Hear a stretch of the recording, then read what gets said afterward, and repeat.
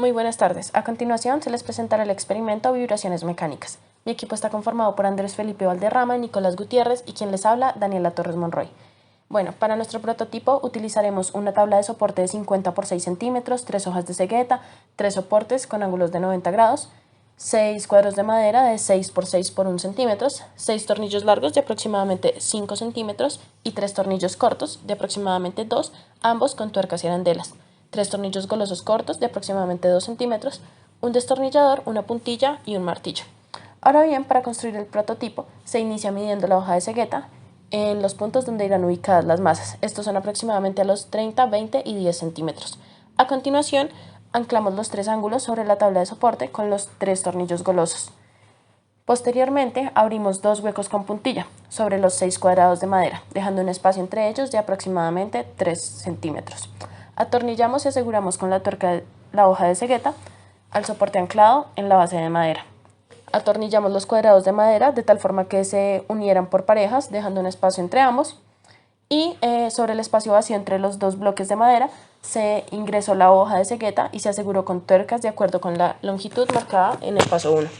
Finalmente, repetimos los pasos para los 2 montajes adicionales. El fenómeno expuesto por los bloques consiste en su respuesta ante diferentes perturbaciones. Principalmente se observó que tal respuesta es función de la altura a la que se encuentra dispuesto cada bloque, ya que todos tienen la misma masa y están adheridos a 3 ceguetas con la misma rigidez.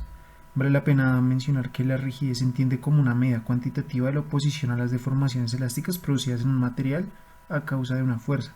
Esto quiere decir que contempla la capacidad de un elemento estructural para soportar esfuerzos sin adquirir grandes deformaciones.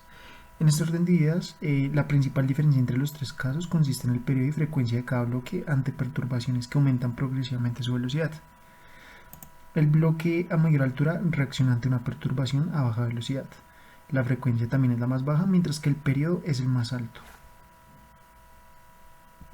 El bloque a menor altura, por su parte, experimenta la frecuencia más alta y el periodo más bajo de los 3.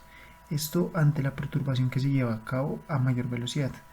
Y finalmente, ante una velocidad intermedia, el bloque dispuesto en la mitad experimenta un periodo y frecuencia intermedio entre los dos mencionados anteriormente. El periodo es el tiempo que tardan 2 crestas de una onda en pasar por un mismo punto.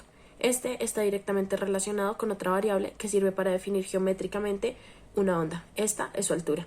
Según investigaciones, este es el parámetro geométrico más influyente para el cálculo simplificado del periodo fundamental.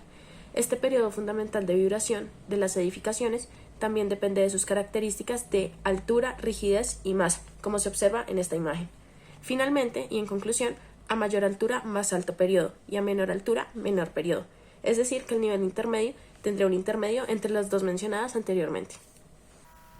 Para desarrollar correctamente el concepto de resonancia es necesario recordar qué es la amplitud.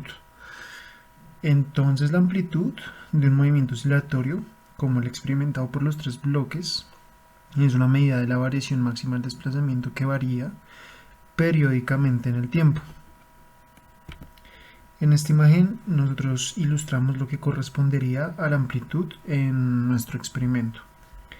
Dicho esto, en términos físicos, la resonancia no es más que el fenómeno bajo el cual la amplitud incrementa cuando la frecuencia de una fuerza periódicamente aplicada, que en este caso es la realizada sobre el tablón de madera, coincide total o parcialmente con la frecuencia del sistema en el cual actúa, que en este caso vendría siendo el conjunto cegueta-bloque de la mitad en este caso, y entendiéndose la frecuencia como el número de oscilaciones en un determinado tiempo. Ahora vemos cómo el soporte es balanceado en 3 diferentes velocidades. Recordemos que el periodo depende de la rigidez de la columna, o sea, la altura donde se pone la masa. Tenemos que para una masa más abajo, el K de rigidez del elemento es más rígido, teniendo un periodo más corto. Al contrario, en una masa alta es más flexible el K y el periodo es más largo. Para una masa en altura media tenemos el promedio de la frecuencia y del periodo corto y largo. Como conclusiones, tenemos que las construcciones civiles de pequeña, mediana y gran altura presentan diferentes modos de vibración que dependen del periodo y frecuencia de oscilación.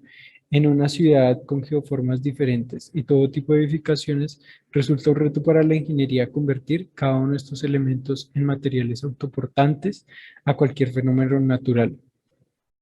En cuanto al periodo, vemos que depende de la constante de rigidez de la columna y esta se representa en el experimento mediante la vibración de la altura de la masa, tal cual es expresada analíticamente como el periodo es 2pi por la raíz de la masa sobre k, haciendo que si el k es más grande, tenemos una rigidez mayor y un periodo más corto. En cuanto a la frecuencia, vemos cómo analíticamente esta es inversamente proporcional al periodo, lo cual implica en un ejemplo que en una masa alta el K es más flexible o menor, igual a un periodo alto y frecuencia baja o lenta.